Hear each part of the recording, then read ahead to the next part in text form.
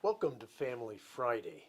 Today I want to finish up Kim John Payne's book, Simplicity Parenting.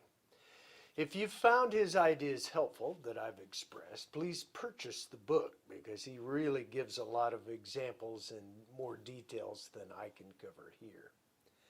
Now, Payne believes our kids have the innate skills to transition from childhood to adulthood if we will simply provide them space to exercise those skills at their own pace. But he does believe that our chaotic and competitive and marketed world is corrupting childhood and parenting. For example, from the chaotic world, we get what we might call distracted parenting, one in which the parents are so preoccupied by work, personal issues, etc., that they are absent from their kids' lives. The kids are just left to fend for themselves, and you can imagine the repercussions of that. From the competitive world, we are taught winning is everything and the only thing. Thus, some parents become authoritarian, pushing their children to extraordinary goals, and more often than not, resulting in burnout, insecurity, and detachment. Authoritarian parents are often operating from their own insecurities rather than for the benefit of their children. From our marketing world, we get these kinds of messages. And the message is that acceptance and popularity with friends is the most important thing in life. Second message from marketing is adults are just big siblings to kids. And the third message that often comes through marketing to families is that parents must be popular with their kids. Parents who buy into the marketing messages become so child-centered that they become their kids' peer, playmate, problem solver, and soulmate. Such parenting results in underdeveloped social and problem-solving skills within the kids, insecurity, and narcissism. Parents who adopt this style of parenting undermine their own influence with their children because they have reduced their role to a peer among many peers. Now, Payne holds it's best for parents to be authoritative, not authoritarian, but authoritative. And these are parents who promote family values, while at the same time being friendly, approachable, and connected to the emotions of their child.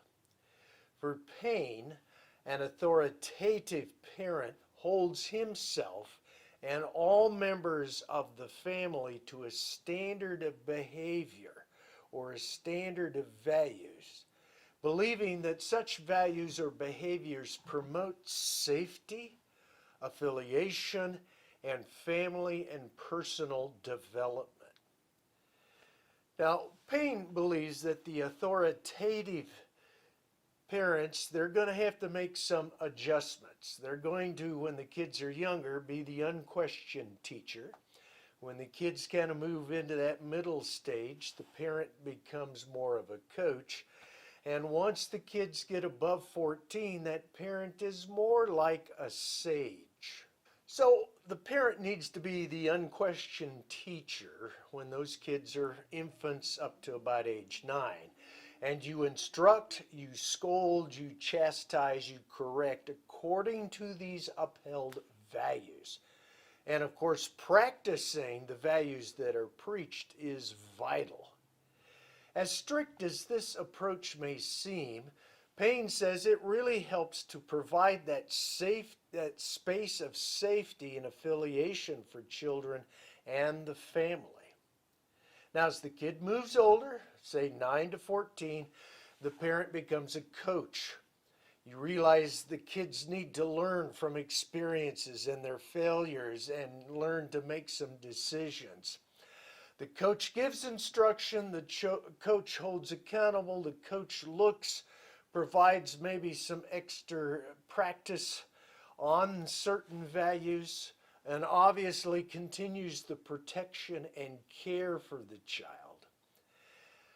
The parent then, when the child becomes about age 14 and older, needs to operate more like a sage according to the values that they've been instilling.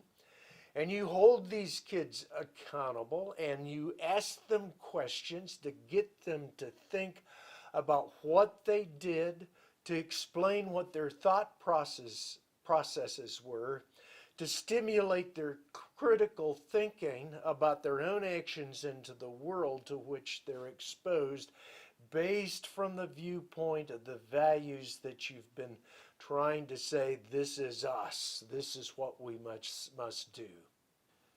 Much of what Payne says fits nicely with the biblical emphasis on raising children in the instruction and love of the Lord. However, I suspect most parents are going to claim they are authoritative when they are actually doing something else. Perhaps parents with children at home need some sages in their lives to ask questions, to prompt critical thinking, to get parents to reflect on their parenting. And a careful read of Payne can do just that. Until next time, God bless.